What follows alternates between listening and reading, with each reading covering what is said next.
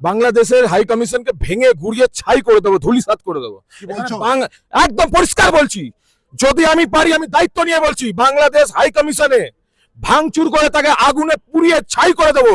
আমাদের বাংলাদেশে হিন্দুরা শান্তিতে থাকতে পারবে না, আর এখানে এরা এসিতে ভালো একটা অ্যাকোমোডেশন নিয়ে, ভিভিআইপি অ্যাকোমোডেশন নিয়ে এখানে ঘুমাবে।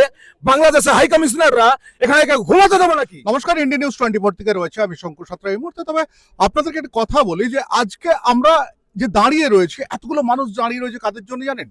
দীপু দাসের জন্য। বাংলাদেশে দীপু দাসকে যেভাবে খুন করা হয়েছে সেটা নিয়ে কিন্তু এখনো পর্যন্ত বাংলাদেশ সরকার সেই রকম কোনো পদক্ষেপ না নিলেও সারা বিশ্ব কিন্তু উত্তাল হয়ে উঠেছে। তার সঙ্গে আমাদের কলকাতা, পশ্চিমবাংলা। বলছি সুরজ, দীপু দাস আজকে বোধহয় তোমরা সেই জন্যই এসছো। হ্যাঁ, আমরা বাংলাদেশ হাই কমিশনের সামনে আজকে ডেপুটেশন রয়েছে শুভেন্দু দার নেতৃত্বে, সেখানে আমরা যোগদান দিতে এসেছি। আপনারা জানেন কিভাবে বাংলাদেশে যা যা ঘটনা ঘটছে, আমরা প্রতিদিন প্রতি মুহূর্তে আমরা দেখতে পাচ্ছি সেখানে আমাদের হিন্দু মায়েদেরকে, ছোট ছোট শিশু কন্যাদেরকে তাদেরকে তুলে নিয়ে গিয়ে ধর্ষণ করা হচ্ছে, গ্যাংরেপ করা হচ্ছে। আজ দীপু চন্দ্র দাসকে শুধু ধর্মের নামে, যারা বলে নাকি তারা শান্তির ধর্ম, তারা রিলিজিয়াস অফ পিস, এই একটা ন্যারেটিভ বানানো হয়েছে সারা বিশ্বের মধ্যে। কিন্তু আজ সারা পৃথিবী নিজের চোখে দেখছে কিভাবে সেখানে নারা লাগানো হচ্ছে, নারায়ে তাকবীর আল্লাহু আকবার, নারায়ে তাকবীর আল্লাহু আকবরের স্লোগান দিয়ে সেখানে হাজার হাজার লোক, একজন নিরীহ ব্যক্তিকে, তাকে একটা তরুণ ছেলেকে, 30 বছর বয়স, দীপু চন্দ্র দাস হিন্দু, তার হিন্দু হওয়াটা এত বড় অপরাধ হয়ে গেছে, তাকে ল্যাংটো করে, তাকে পিটিয়ে, তাকে গাছের মধ্যে ঝুলিয়ে, তাকে জ্যান্ত পুড়িয়ে দিয়েছে। সেখানকার সেখানে কোনো ইন্টেলেকচুয়ালস নেই। আর যারা পশ্চিমবঙ্গের মধ্যে যারা প্যালেস্তাইন নিয়ে করে, গলা ফাটায়, যারা প্যালেস্তাইন নিয়ে এখানে রাস্তায় মিছিল করে, বামপন্থী কমিউনিস্টরা, সেই কুত্তাগুলো কোথায়? সেই কুত্তাগুলো কেন বেরোচ্ছে না আজকে? তারা সিলেক্টিভ সেকুলারিজম করে। এটা সিলেক্টিভ সেকুলারিজম। যখন হিন্দু মরবে তখন বেরোবেন না, যখন মুসলমানদের নিয়ে আপনারা ন্যারেটিভ সেট করবেন কি রিলিজিয়াস অফ পিস, শান্তির ধর্ম, এটা রিলিজিয়াস অফ পিস, এটা কোনো ধর্ম হতে পারে না, এটা কোনো সভ্যতা হতে পারে না, এটা কোনো দেশ হতে পারে না। কোনো দেশ, কোনো সভ্যতা, কোনো ধর্ম এরকম অ্যালাউ করে না যেভাবে দীপু চন্দ্র দাসকে খুন করা হয়েছে। দীপুর মূল দোষটা কি ছিল জেনেছো? হিন্দু, বাঙালি হিন্দু। যারা মারছে তারা বাংলা ভাষায় কথা বলে, যে মরছে সে বাংলায় কথা বলে, যে মারছে সে বাঙালি, যে মরছে সে বাঙালি। মানে দীপু ওখানে কি করতে চেয়েছিল? কিছুই করতে চাইছিল না। সে তো একটা কারখানায় কাজ করতো, সে কারখানায় কাজ করে। তাকে এরা তো দেখুন, যেভাবে আমরা বাংলাদেশে দেখেছি ঘটনা, দুর্গাপুজো হচ্ছে, সেখানে কোরআনে কিছু কাগজ ছিঁড়ে ওখানে ফেলে দেওয়া হচ্ছে, আর দোষ লাগিয়ে হিন্দুদেরকে সেখানে ভাঙচুর করছে, তারা এই করছে।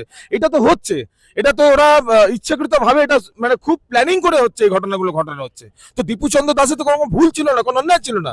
আমি বাংলাদেশে জিজ্ঞেস করছি, বাংলাদেশে কোনো আইন ব্যবস্থা আছে কি নেই? সেখানে আইন ব্যবস্থা থাকলে, সে যদি কোনো দোষ করে থাকতো তাহলে আইন ব্যবস্থা সেটা বিচার করতো। বিচার ব্যবস্থা আছে কি নেই, আমি আজকে এই প্রশ্ন করছি।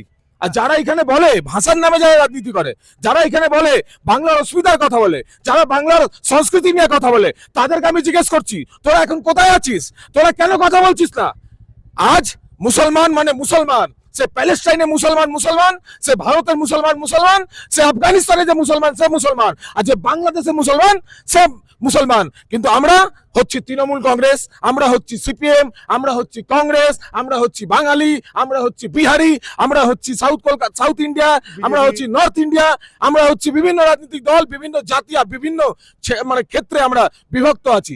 সেটা লাভ হয়ে তুলছে, সেই জন্য আমরা স্লোগান দিচ্ছি, যদি হিন্দু তুমি বাঁচতে চাও, বিভেদ ভুলে এক হও। এই স্লোগানটা আমরা এই জন্য দিচ্ছি।